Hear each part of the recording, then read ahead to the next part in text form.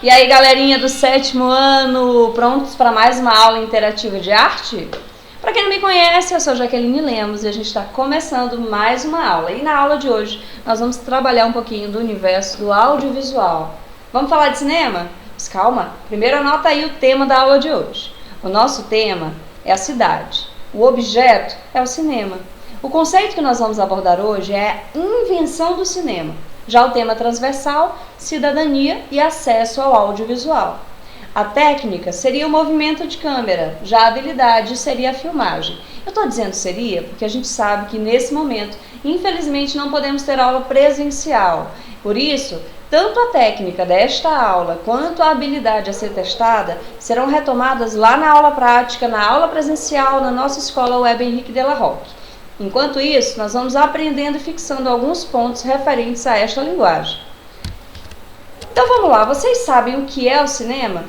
O cinema é uma rede que produz e distribui filmes. É a indústria cinematográfica. Enquanto o filme é a produção voltada para essa indústria. É como se a indústria fosse o distribuidor e o filme fosse o produto que ela distribui. Nós também temos o argumento. Você sabe o que é o argumento de um filme? O argumento é a premissa, ou seja, é o motivo a partir do qual se desenrola qualquer história. Existem vários gêneros dentro do cinema. Entre eles, nós temos a ficção. A ficção é um gênero que conta uma história cujo enredo é fantástico, impossível ou até mesmo inverossímil. Mas ele não é o único, não. Outro gênero muito importante e muito famoso dentro da linguagem do cinema é o documentário. O documentário, ele é um gênero cinematográfico que utiliza fatos e imagens reais para a composição de um filme. E você sabe diferenciar ou caracterizar um filme a partir do tempo que ele tem? Se não sabe, anota aí. Existem 3 tipos de classificação: curta, média e longa-metragem. Curta-metragem são filmes de até 15 minutos. Média-metragem são filmes de até meia hora. Passou disso, nós temos um filme de longa-metragem. Um dos fenômenos tecnológicos mais impressionantes da nossa história é a capacidade que nós desenvolvemos de captar imagem e movimento. A apreensão dessas imagens dinâmicas, ou seja, no acontecimento delas. Essa captação de imagens só foi possível a partir de 1889, com a criação do cinetoscópio. O cinetoscópio foi criado pelo William Dickson. Ele era assistente do cineasta e inventor americano Thomas Edison. Se você lembrar bem desse nome, Thomas Edison também é responsável por várias invenções, inclusive a lâmpada elétrica. Mas não é só isso não, ele também foi conhecido como um dos precursores da revolução tecnológica do século XX.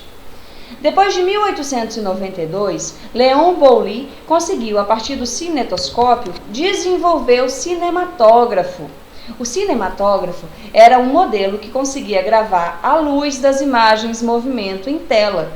Ele não possuía dinheiro, por isso ele não conseguiu pagar o registro, ou seja, a patente da sua criação.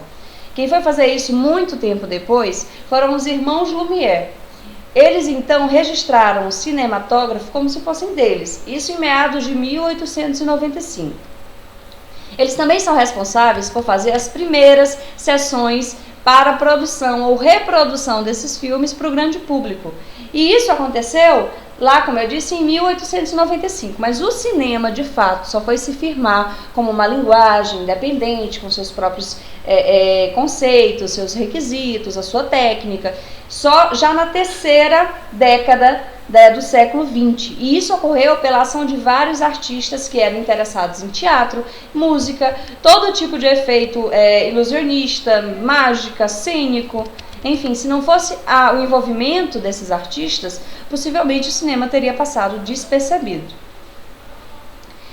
O fato é que a cidade e o cinema mantêm uma relação tradicional.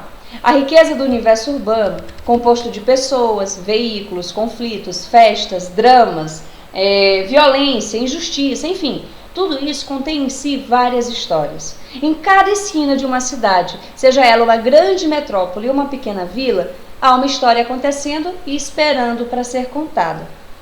O cinema já construiu cidades inteiras para contar suas histórias, como é o caso da famosa Gotham City, uma cidade fictícia em Nova York que pertence ao universo de Batman. Já a Sucupira, que é o cenário de um filme e da novela O Bem Amado, de autoria de Dias Gomes, está no imaginário de muitos dos seus pais e avós. O cinema também já destruiu cidades inteiras. Sofisticados efeitos visuais garantiram a destruição fictícia de grandes centros urbanos. Um bom exemplo disso é o filme 2012, que trata da destruição do mundo e, por exemplo, o Brasil apareceu lá com o Cristo Redentor completamente destruído. É claro que a gente sabe que isso não é verdade, mas os efeitos visuais no cinema, eles promovem essas imagens que seriam impossíveis, inimagináveis, mas provando também que o cinema, e principalmente o cinema desta geração, não tem limites. Simplesmente é possível fazer tudo com uma tela de ecrã. Enfim, hoje, no entanto, parece que os papéis se inverteram, né? Pare para pensar nas cidades. Ela mesma parece produzir o seu filme, com centenas de câmeras espalhadas por todos os cantos. A verdade é que nesse filme todos nós somos protagonistas. Se nós pararmos para pensar, por exemplo, num filme muito importante para a história do cinema, como é o caso do filme Tempos Modernos é um filme de Charlie Chaplin. Esse filme, onde ele era o protagonista e também era o diretor, além de ser o autor e o roteirista, também fazia a trilha sonora, ele serviu para tratar de vários temas muito importantes para uma época, para uma sociedade. Então, o artista foi um dos responsáveis pelo desenvolvimento da linguagem do cinema. Isso porque ele concebeu, dirigiu e protagonizou diversos filmes, tanto mudos quanto falados. É bom lembrar que o cinema passou por essa transição. Cada efeito tecnológico que nós fomos vivenciando foi agregado à linguagem do cinema. Então, antes que fosse possível captar, além da imagem e movimento, o som, a forma de se fazer cinema era o cinema mudo, onde você tinha a captação das imagens, em seguida o legendamento dessas imagens, e aí você assistia o seu filme. Muitos ficaram famosos assim, inclusive Charlie Chaplin. Voltando para o nosso filme Tempos Modernos, do que fala esse filme e por que ele foi um marco para a história do cinema e para o contexto no qual ele esteve inserido. Esse filme, ele incorporou as questões voltadas para a miséria dos Estados Unidos numa época muito específica. Ele, o Charlie Chaplin, ele estava incomodado com essa miséria que havia acontecido nos Estados Unidos desde a crise de 1929. Foi por isso que ele resolveu fazer um filme com uma temática social. Tempos Modernos retrata, portanto, as ruas de Nova York, as manifestações, as pessoas nas portas da fábrica e, mais do que isso, muita gente passando fome e necessidade. Nesse filme, Carlitos, que é o personagem do Charlie Chaplin, é um operário de uma fábrica que passa o dia todo apertando parafusos. Olha, aí a gente tem um questionamento importante sobre a industrialização. Lá na frente a gente vai ter a oportunidade de tocar nesse assunto. Mas voltando, então ele passa ali o dia todo apertando parafusos, nada de importante acontece, vários dos seus direitos estão sendo lesados e o pano de fundo dessa história é o fato de que depois dele viver muitas aventuras, o operário vai conhecer uma jovem órfã por quem ele se apaixona. Ah, tinha me esquecendo, você não sabe o que foi a crise de 1929 que aconteceu nos Estados Unidos, não é isso? Vamos lá. Essa crise, ela foi uma drástica queda nos valores negociados pelas bolsas de Nova York.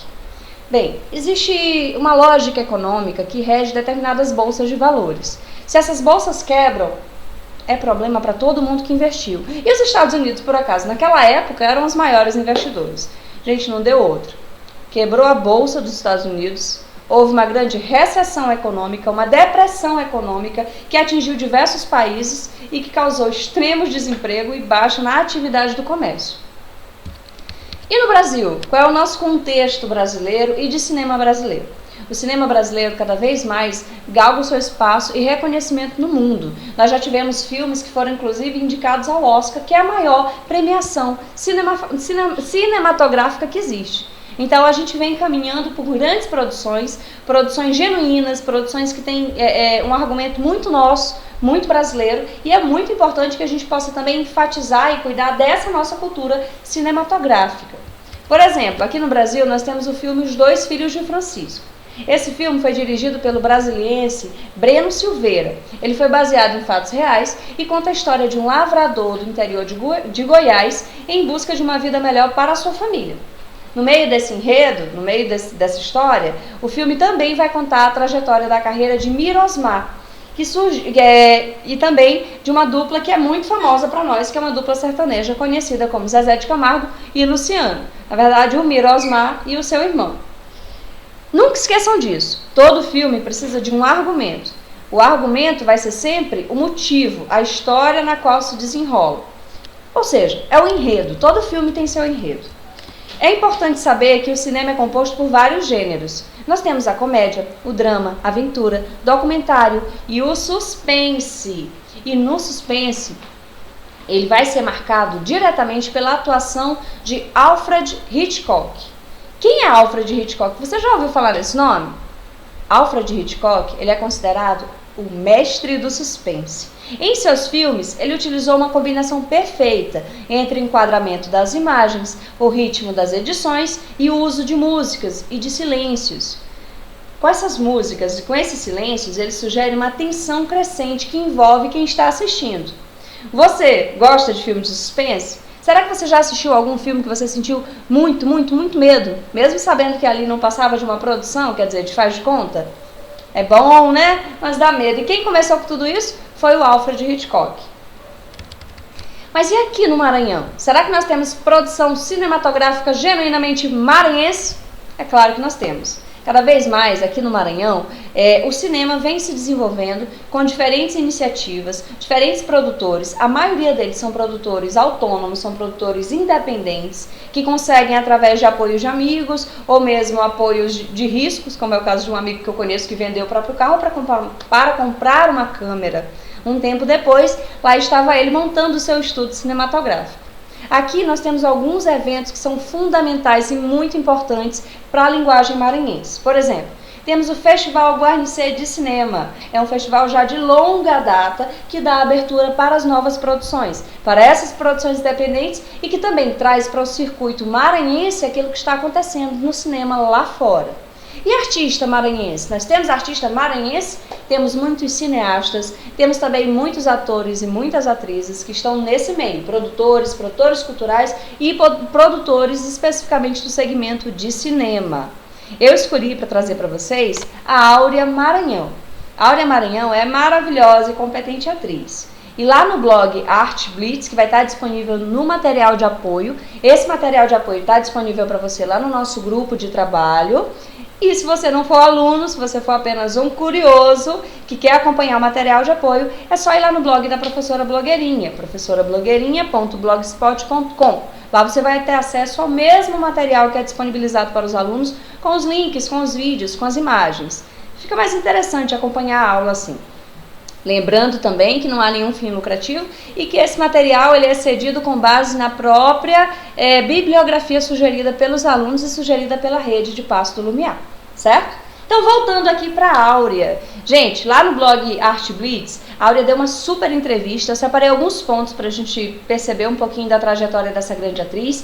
A Áurea, ela possui 15 anos de carreira, fez sua estreia recente na teledramaturgia brasileira ao lado de Fernando Montenegro, na última novela do Valci Carrasco, e nessa entrevista ela vai lembrar todos os percalços e desafios por ela vivenciados, e para que ela pudesse também empreender essa trajetória como atriz e como cineasta, tá? A Áurea não é apenas atriz de cinema, ela também hoje é cineasta, ela é produtora dos seus filmes e ela já concorreu tanto numa categoria quanto na outra.